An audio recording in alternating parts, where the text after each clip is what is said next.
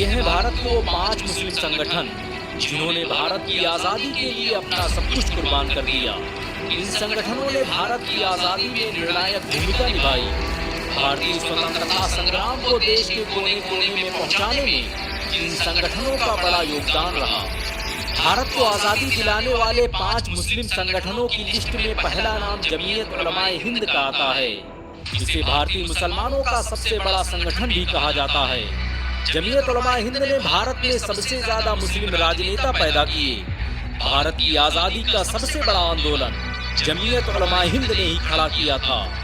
बहुत कम लोग जानते हैं कि इस संगठन के अध्यक्ष रहे मौलाना महमूदुल हसन ने ही गांधी को महात्मा का लक़ब दिया था।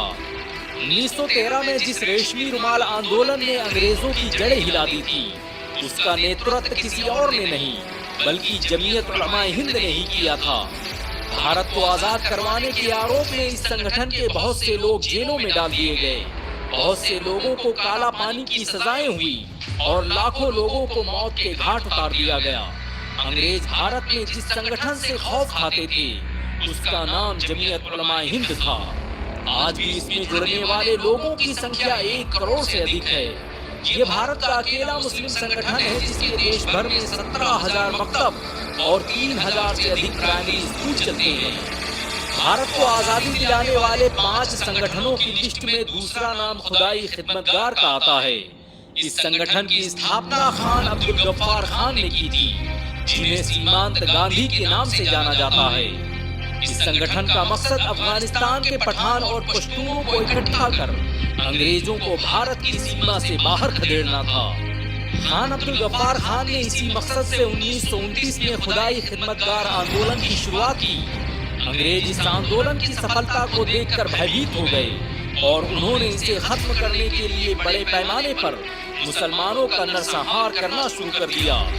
खुदाई खिदमतगार भारत का पहला क्रांतिकारी संगठन था जिसका अपना ड्रेस कोड था।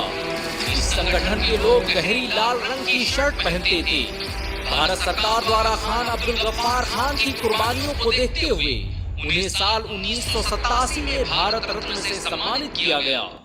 भारत को आज़ादी दिलाने वाले 5 संगठनों की लिस्ट में तीसरा नाम ऑल इंडिया आज़ाद मुस्लिम कॉन्फ्रेंस का आता है। इस संगठन की स्थापना 1929 में अल्लाह बख्श सुमरो के द्वारा की गई थी। इस संगठन का मकसद भारत को आज़ाद करवाना और इसके बंटवारे का विरोध करना था। ऑल इंडिया आज़ाद मुस्लिम कॉन्फ्रेंस ने भारत की आज़ादी के लिए जो किया वो आज तक कोई नहीं कर पाया। इस संगठन ने 27 अप्रैल 1929 को दिल्ली में एक कॉन्फ्रेंस का आयोजन किया जिसमें पूरे भारत के 1400 से अधिक मुस्लिम नेताओं ने हिस्सा लिया था। ये भारतीय इतिहास का पहला समारोह था जिसमें इतनी बड़ी तादाद में मुस्लिम लीडर एक जगह पर जमा हुए थे और वो सभी भारत के बंटवारे का विरोध कर रहे थे। इस मीटिंग में जमीयत उलमाए हिंद, ऑल इंडिया मोमिन कॉन्फ्रेंस, ऑल इंडिया शिया पॉलिटिकल कॉन्फ्रेंस, खुदाई खिदमतगार और जमीयत अहले हदीस जैसे संगठन शामिल थे। भारत को आज़ादी दिलाने वाले 5 मुस्लिम संगठनों की लिस्ट में चौथा नाम मजलिस अहरार का आता है। इस संगठन ने खिलाफत आंदोलन और असहयोग आंदोलन को सफल बनाने में निर्णायक भूमिका निभाई। 13 अप्रैल 1919 को पंजाब के जालियांवाला बाग में जिस सैफुद्दीन किचलू की रिहाई के लिए लोग जमा हुए थे, उसे मजलिस अहरार का समर्थन हासिल था। इस संगठन ने 29 दिसंबर 1929 को मजलिस अहरार इस्लाम के नाम से एक राजनीतिक संगठन भी स्थापित किया जिसकी स्थापना अताउल्लाह शाह बुखारी ने की थी और इस संगठन का नाम मौलाना अबुल कलाम आजाद ने रखा था। ये संगठन कितना ताकतवर था उसका अंदाजा इसी बात से लगाया जा सकता है कि 1931 में अंग्रेजों ने इस संगठन के 50,000 लोगों को गिरफ्तार किया था। आज भी इस संगठन का दफ्तर जामा मस्जिद लुधियाना में मौजूद है और ये संगठन मौलाना मोहम्मद उस्मान रहमानी की सरपरस्ती में अपने तारीखी नुकूश बिखेर रहा है। भारत को आज़ादी दिलाने वाले 5 मुस्लिम संगठनों की लिस्ट में 5वां नाम खिलाफत कमेटी का आता है। इस संगठन की स्थापना मौलाना अब्दुल बारी मोहम्मद अली जौहर और शौकत अली जौहर ने की थी। इस संगठन के नेतृत्व में ही भारत में खिलाफत आंदोलन की शुरुआत की गई जिसने भारत की आज़ादी में निर्णायक भूमिका निभाई। भारत में असहयोग आंदोलन की रूपरेखा इस संगठन ने ही तैयार की थी।